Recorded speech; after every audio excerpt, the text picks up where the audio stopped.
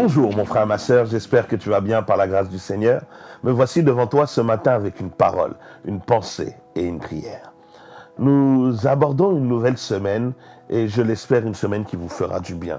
Je sais que c'est ce que je dis souvent chaque semaine, mais chaque semaine est particulière parce que je crois réellement en la puissance et au pouvoir de ce que Dieu est en train de faire au travers de ces 3 P. Une parole, une pensée, une prière. Et je vous bénis tous ceux qui nous suivent depuis plusieurs années maintenant plus de 2 ans pour certains, et ceux qui nous ont rejoints récemment et ceux qui nous rejoignent actuellement, vraiment que Dieu vous bénisse. Voilà, des fois nous avons de temps en temps des petits temps de pause, mais c'est pour nous permettre justement de bien travailler et de revenir avec des paroles, des thèmes de qualité et qui nous feront du bien. Alors, pour aborder cette nouvelle semaine, j'aimerais d'abord commencer par un texte. Et c'est ce texte qui va nous aider tout au long de cette semaine. Nous allons prendre la parole de Dieu dans Jean chapitre 12, du verset 1 au verset 3. La parole de Dieu nous dit ceci. 6 jours avant la Pâque, Jésus arriva à Béthanie où était Lazare qu'il avait ressuscité. Là, on lui offrit un repas. Marthe servait Lazare, était parmi ceux qui se trouvaient à table avec lui. Marie prit 1 demi-litre d'un parfum de nard, pas pur, très cher, et versa sur les pieds, et en versa sur les pieds de Jésus, et lui essuya les pieds avec ses cheveux. La maison fut remplie de l'odeur du parfum. Avant de donner ce thème, j'aimerais qu'on puisse d'abord comprendre le contexte. C'est que on se retrouve dans une maison où il y a plusieurs personnages. On nous parle donc de Jésus qui est invité. On nous parle de Marthe, et elle servait justement la nourriture pour Jésus et pour les invités. On nous parle de Lazare que Jésus avait ressuscité. On nous parle également de Lazare donc comme étant parmi ceux qui étaient à table. Donc on peut se rendre compte que dans cette maison, il y a une bonne humeur, il y a une bonne ambiance, il y a un Lazare ressuscité, il y a Jésus, il y a des gens autour, et il y a une femme, Marthe, en train de préparer.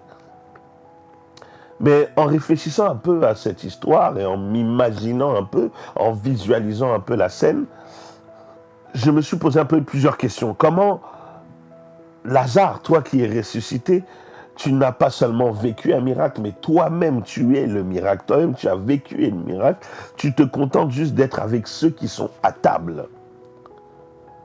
Il ne doit pas être parmi ceux. Il doit être à côté de Jésus. Des fois, notre position, elle est importante. Est-ce que tu es parmi les gens ou est-ce que tu es à côté de Jésus? Est-ce que tu fais partie des gens qui viennent au culte ou est-ce que tu fais partie des gens qui sont proche de Jésus, qui touche le cœur de Dieu? Venir à l'église ne suffit pas. Être dans la masse ne suffit pas. Est-ce que tu marques la différence quand tu es dans la présence de Dieu? Parce que tous ceux qui étaient à table, en fait, partageaient un repas avec Jésus. Donc, c'est-à-dire que tu peux être en compagnie de Jésus, mais ne pas entrer dans la profondeur de son intimité. Ne pas être avec lui pour ce qu'il est vraiment. Tu peux être avec Jésus parce que tu as entendu parler de lui. Tu peux être avec Jésus parce que bon, ça fait, c'est le temps, on va dire que c'est la mode actuelle d'aller dans la présence de Dieu, d'aller à l'église, d'être, mais dans la présence de Dieu, tu n'y es pas. Tu peux être physiquement, mais au niveau de ton cœur, au niveau de ton âme, de toute ta pensée, tu n'y es pas. Et on nous dit que Marthe, elle servait Lazare. Elle était parmi ceux donc aussi qui se trouvaient à table avec lui.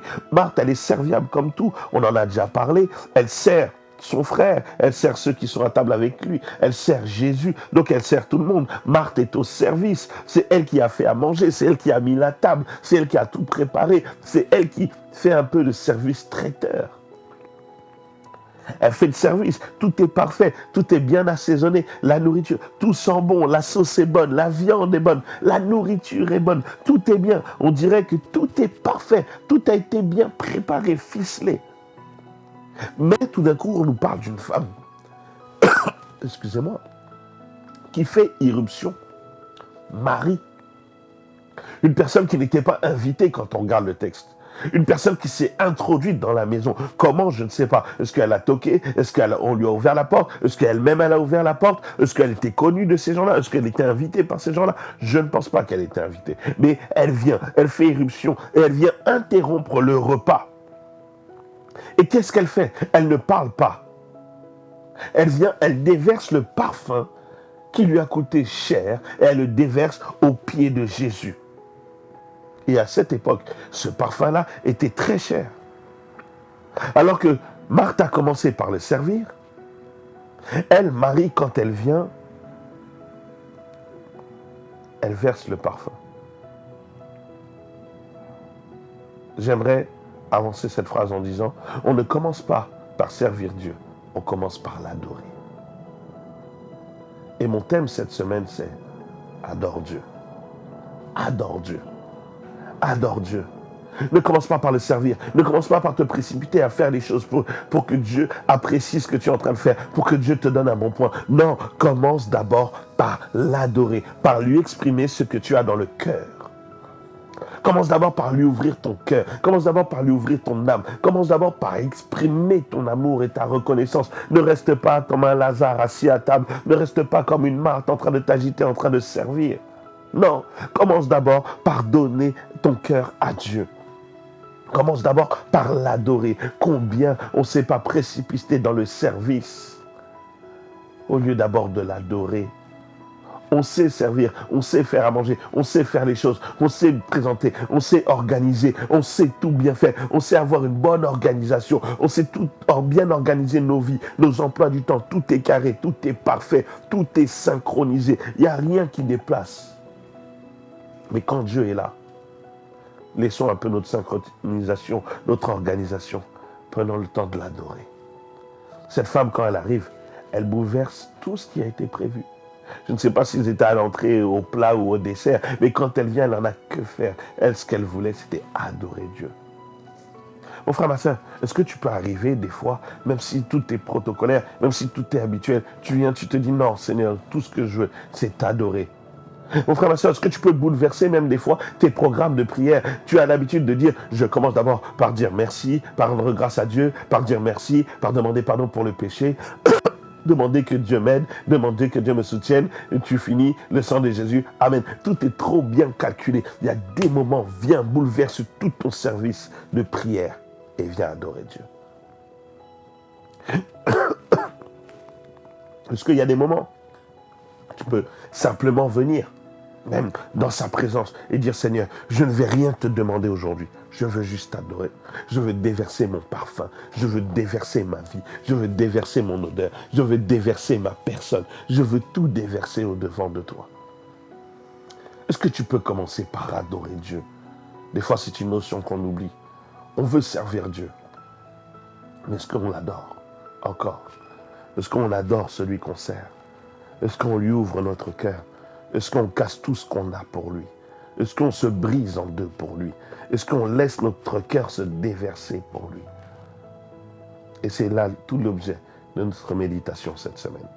Que Dieu nous aide, et c'est ma prière pour chacun de nous, à devenir de vrais adorateurs. À devenir des vrais adorateurs. Et j'aimerais, si je peux me permettre de donner, pour finir, une définition d'un adorateur. Il peut y en avoir beaucoup.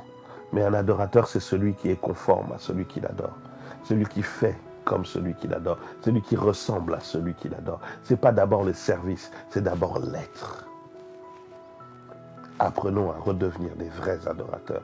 Pas dans l'activité, mais dans l'être. Pas dans le m'as-tu vu, mais dans l'être.